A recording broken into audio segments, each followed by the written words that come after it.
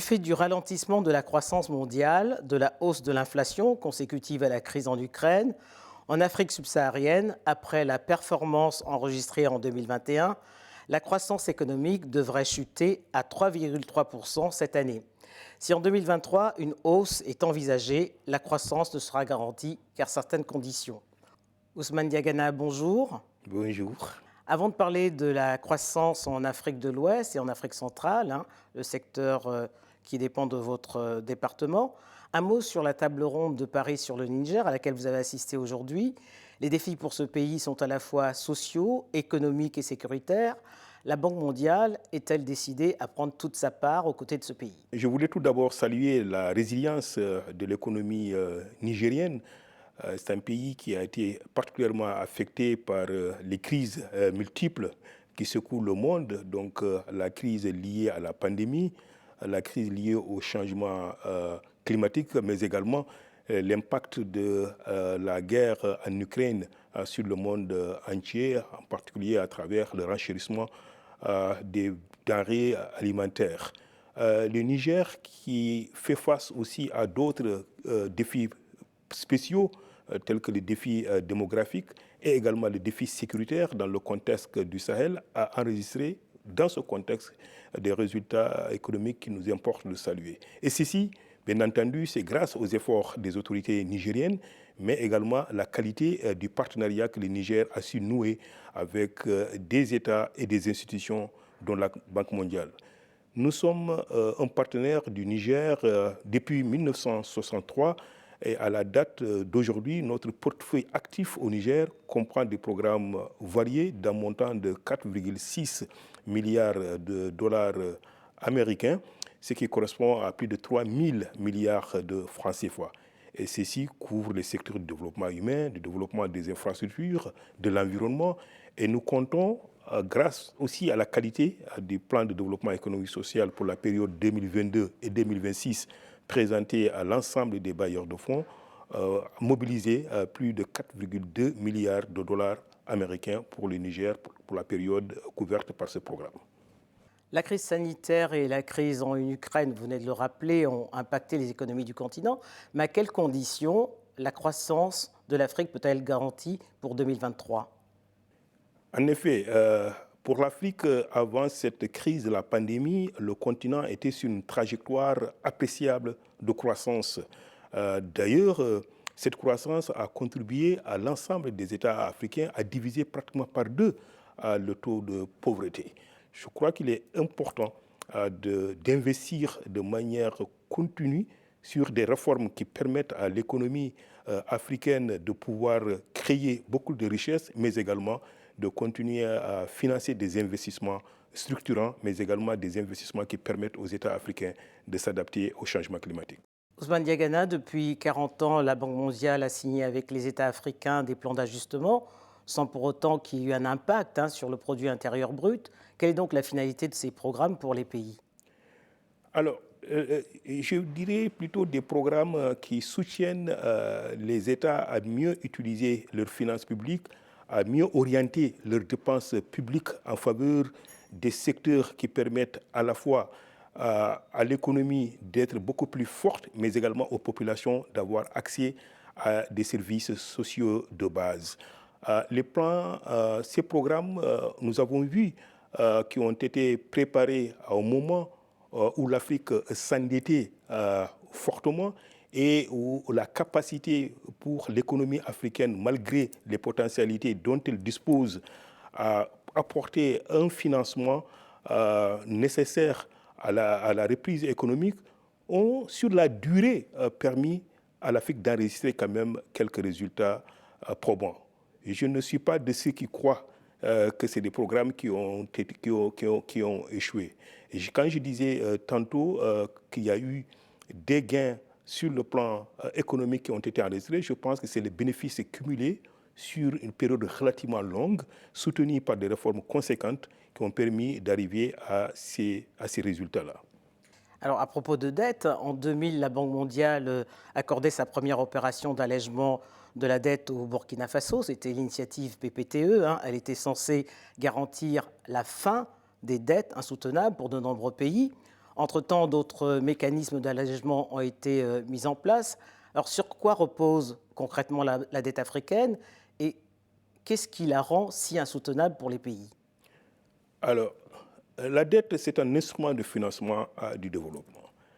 Il faudrait qu'elle permette à l'économie de créer les conditions de son autofinancement, y compris le remboursement de la dette. Et cela suppose une bonne utilisation de la dette.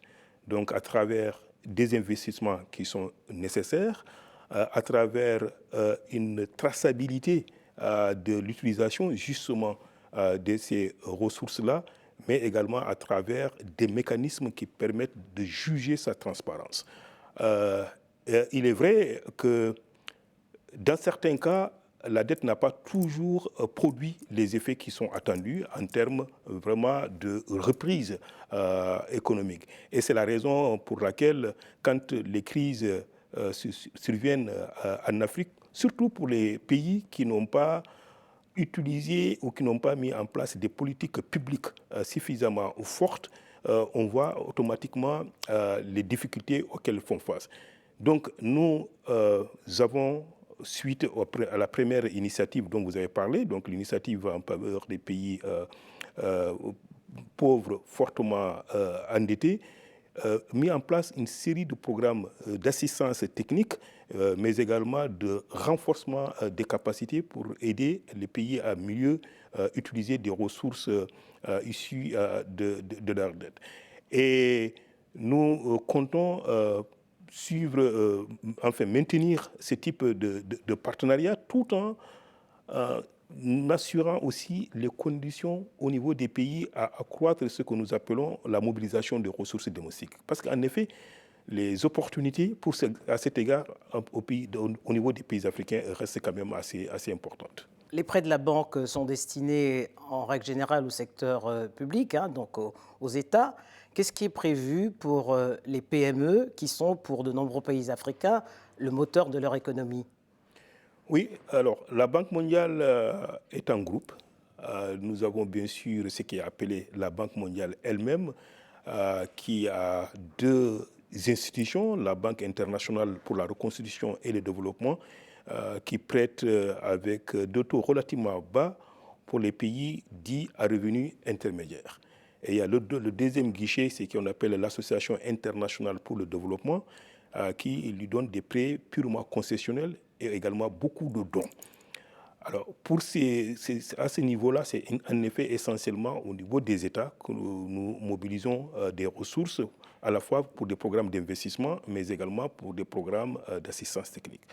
À côté de ces deux, nous avons la AFC, donc la Société financière internationale, qui apporte à la fois un rôle de conseil, mais également des prêts en faveur du secteur privé, y compris des petites et moyennes entreprises. Mais la SFI prête en règle générale aux grandes entreprises privées qui peuvent trouver des financements par elles-mêmes auprès des banques. Elle a beaucoup évolué. La AFC a préparé sa stratégie 3.0 il y a quelques années, où on a beaucoup de mécanismes qui permettent de mobiliser des ressources aussi pour des petites et moyennes entreprises. Mais même au niveau de la Banque mondiale elle-même, nous avons des mécanismes de financement en faveur des petites et moyennes entreprises que nous utilisons avec une approche qui permet pour nous de ne pas être en compétition avec les secteurs bancaires locaux, mais plutôt de renforcer les moyens de ces secteurs bancaires locaux en mettant à leur disposition, par exemple, des lignes de crédit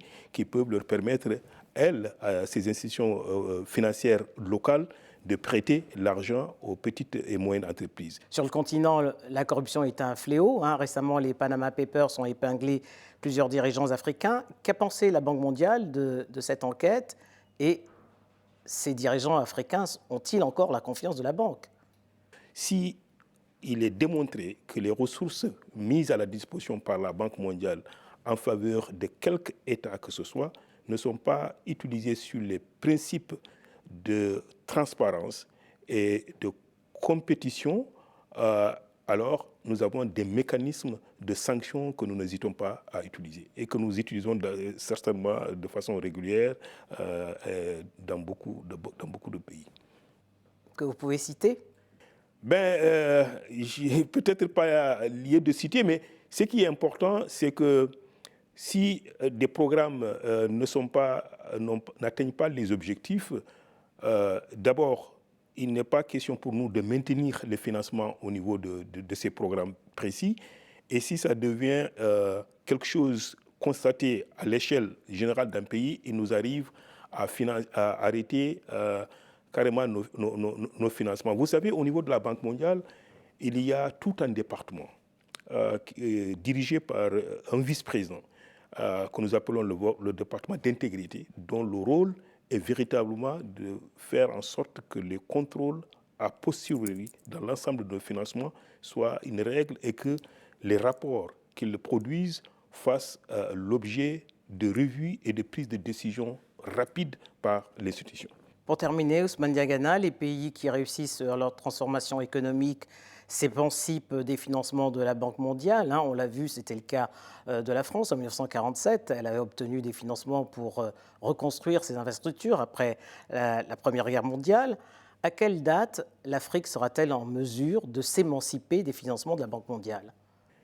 Oui, je trouve toujours beaucoup de fierté à dire à mes interlocuteurs qui reprochent souvent en disant oui, quel pays on a vu la banque puisse se développer grâce à l'accompagnement, en disant que le premier prêt que la Banque mondiale a accordé à un pays, c'est bien la France. Il y a 3 ans, en Chine, j'étais allé en mission et les autorités chinoises étaient aussi très fiers de me montrer les premiers projets que la Banque mondiale, un programme de chemin de fer, que la Banque mondiale a financé. Donc je pense que s'il y a un leadership fort, et une appropriation des politiques publiques et avec une participation active des citoyens des pays dans la gestion des ressources, qu'il s'agisse des ressources domestiques ou des ressources des partenaires, je crois que les pays peuvent véritablement avancer. Et en Afrique, nous avons des cas concrets de pays qui avancent. Le Rwanda est un pays qu'on peut citer comme exemple. Et je pense qu'il y a peut-être 20 ans, certainement, vous connaissez très bien le Rwanda, la situation était loin de celle qu'elle est aujourd'hui. Donc je pense qu'il y a une question de leadership, il y a une question de qualité des politiques, et il y a certainement une question d'appropriation aussi de l'agenda de développement et considérer la Banque mondiale tout simplement comme un partenaire, un accompagnateur pour aider les pays à atteindre leurs objectifs. Ousmane Diagana, je vous remercie. C'est moi qui vous remercie, madame.